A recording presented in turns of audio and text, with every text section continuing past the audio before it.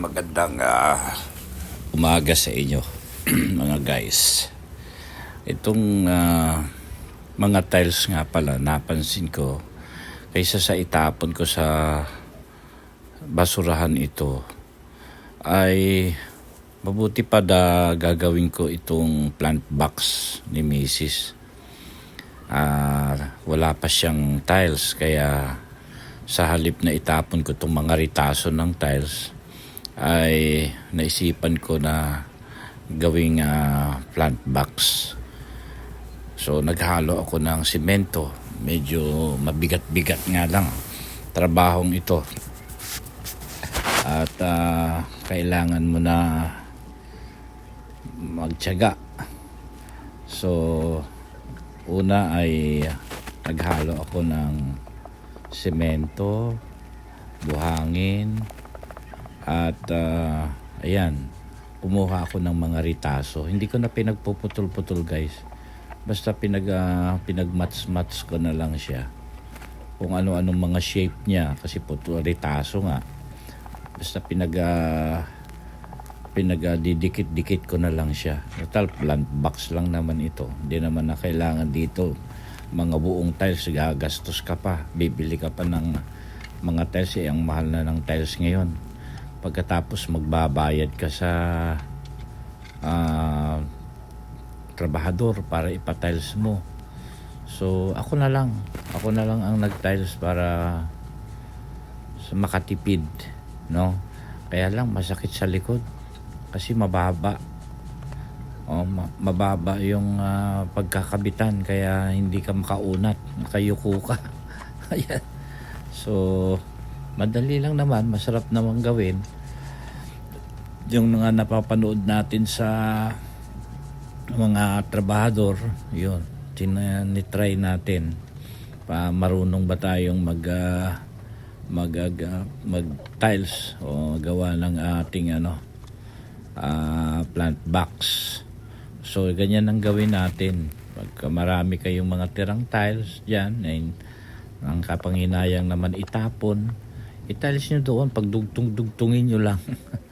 At ganyan ang itsura ng tiles ko. Mukhang nakakatawa nga daw dahil parang basura ang tingin. Hindi raw maganda. Para sa akin maganda na kasi gawa ko yan yan. Malapit na matapos. Mga ilang oras na akong gumagawa niyan. Ako lang mag-isang gumagawa. At papawis na rin. Wala akong ginagawa, nakakainip sa bahay. So, yan ang aking napagtripan. Gawa ng plant box. Maganda na kasi yung mga halaman ni Mrs. na inaalagaan niya. Lumalago na rin siya. Wala nang itayo namin tong bahay na to. Pinagawa ko ay dati mga maliliit pa lang yung mga halaman na kung saan din ang galing yan. So wala lang talaga ako pambili ng tiles na mailagay dyan, kaya yan yung mga ritaso ang pinaglalagay ko.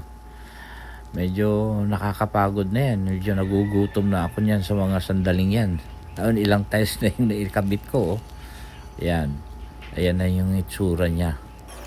So yung iba kinakat ko rin para at least hindi yung mga masyadong sobra o malaki.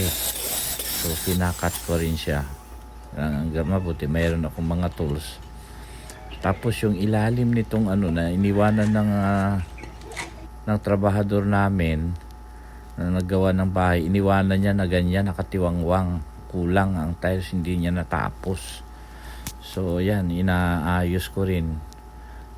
Pinagtsatsagaan ko na lang na iayos para kahit papaano hindi yung ganyang nakatiwangwang siya, parang may uka-uka na hindi naman natapos, nagkulang ng tiles. So pwede naman itong mga tira-tira, pwede ko namang i-design dito sa ilalim. Total ilalim naman na ito, base naman niya ito.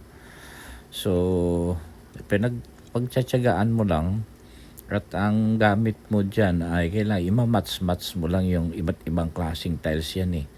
Yan mga ginamit ko sa taas, yan sa sahig, no? Sa CR may mga natitira-tira. Yan, pinaghalo-halo ko siya. Ewan ko lang kung ano ang kalalabasan nito guys. Baka ako pagtawanan nito ng kapitbahay ko, mga pinagagawa ko. Papakahirap lang ako tapos wala rin naman palang kwenta. Pero para sa akin papawis lang ito eh. Oh. Wag gaya ng iba dyan, wala namang pinagkakaabalahan sa bahay at walang trabaho. So ganito yung gawin natin. Magpapawis. Kung ano ang ano natin dyan, makakalikot-kalikot natin dyan. Basta ang mahalaga may ginagawa. Ito. So ganyan na siya, nilagyan ko na rin yung ibabaw ng saan ko lang pinagpupulot yung mga tiles na yan dyan sa gilid-gilid ng bahay ko. Malapit na matapos guys. So natapos ko ng kalahating araw. So magtatanghalian niya, medyo gutom na ako, tsaka pagod na ako rin. Importante may tira pa akong pagkain dyan, kaya hindi na ako nakapagpunta ng palengke. Pwede na rin yan. Kahit mga bahaw-bahaw na kanin dyan, yan na lang ang ating ulamin. So malapit na itong matapos. Guys. Ayan. Medyo nagkaroon naman ng matching sa kanyang wall. Okay. So ayan. Tapos na guys. Bye-bye.